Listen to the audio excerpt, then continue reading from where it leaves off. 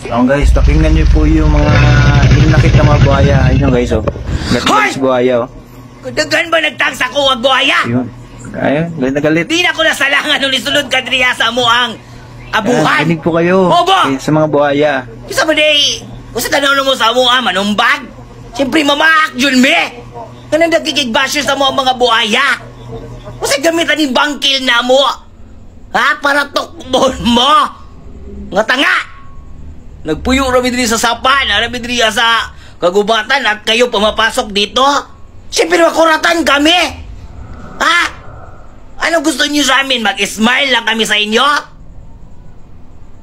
Pangoon yung naong, no?